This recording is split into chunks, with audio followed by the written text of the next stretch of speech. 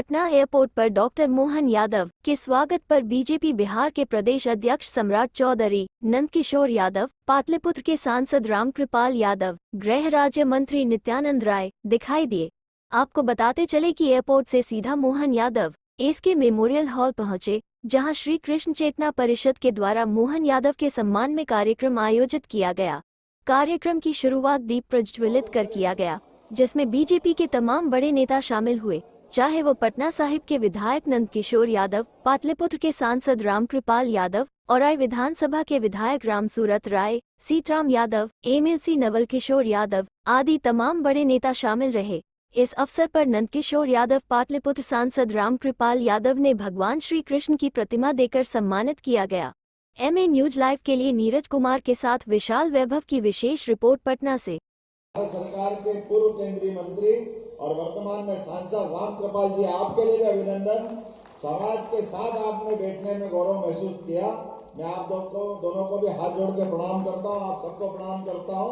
और अपनी बात को छोटे से मैं कहूंगा, क्योंकि मुझे मालूम है कि हम और आपके बीच का जो रिश्ता है वो शब्दों से ज्यादा भाव का है। कुछ मैं कहूं, कुछ आप कहो। जो मैं न कह सकूं वो आप अंदर से कह रहे हो, जो आप कह रहे हो मैं सब समझ रहा हूं, इसमें कोई अंतर नहीं है। माता सीता की जन्मस्थली बिहार में आकर के मैं आप दोनों को सभी को हाथ जोड़ करके प्रणाम करता हूं। जगत जननी मां, भगवान राम का वर्तमान का स्वरूप जिस प्रकार से दुनिया में पूजा गया, हम कल्पना करें कि भगवान राम के साथ जीवन में जब तक माता सीता नहीं जुड़ी तो राम जी का स्वरूप इस प्रकार का था। लेकिन सीता जी के आने के बाद पूरा जीवन सीता जी और सीता जी के बाद का काल भी राम जी का जो जीवन आया वो वाकई माता जी के कारण से आया है। ऐसी पवित्र धरती पर मैं प्रणाम करता हूं, अभिनंदन करता हूं। तो सौभाग्यशाली हूं जिस धरती पर बात कर रहा हूं, ये भगवान महावीर स्वामी की धरती है, जिनके आधार पर बिहार की पहचान बनती है। सम्राट अशोक की धरती है। सम्राट अशोक का मध्य प्रदेश और उज्जैन से खास करके एक अलग रिश्ता रहा है।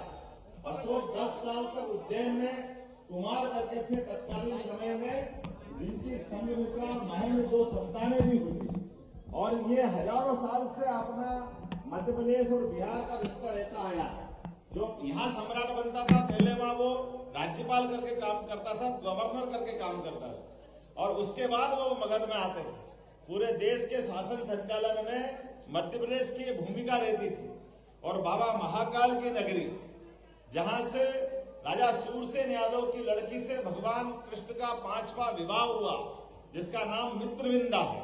भगवान की शिक्षा दीक्षा भी वहां हुई। कई बार कोई लोग अपने समाज को कहते कि शिक्षा की बात का महत्ता बताएं, तो जरूर बताना चाहिए, माननीय न्यायमूर्ति जी ने भी कही है।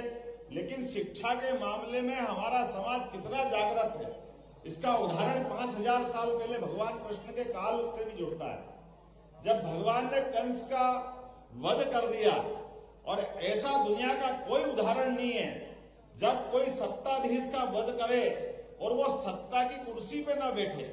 वो केवल यादव समाज से निकले भगवान कृष्ण है, जिनने आगे बढ़कर के शिक्षा को महत्ता देते हुए, बजाय वो सिंहासन रूढ़ होने के, महाराज उग्रसेन को सत्ता में बिठा करके उन्हें शिक्षा की क्या महत्ता ये सबके सामने बताई।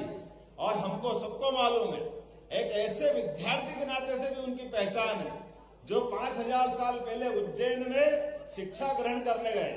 यद्यपि वो उथल का दौर था, समय कम मिला, लेकिन भगवान को शिक्षा का समय कम मिलने के बाद भी 14 विद्या, 64 कला, 4 वेद और शिक्षा ग्रहण करने के शिक्षार्थी भी कैसे, जब जीवन के किसी भी मौके पर पढ़ना बहुत सरल होता है, लेकिन पढ़ी हुई बात को हर समय स्मरण रख के अपने मुखारविंद से निकालने की जिनमें क्षमता है, वो केवल एक ही विद्यार्थी में रही, भगवान कृष्ण में, जिन्होंने पूरी की पूरी शिक्षा का सार कर्म के माध्यम से, गीता जी के माध्यम से दिया, जो दुनिया की सबसे पवित्र पुस्तक के रूप में से आज भी सबका मार्गदर्शन करने के लिए तत्पर है।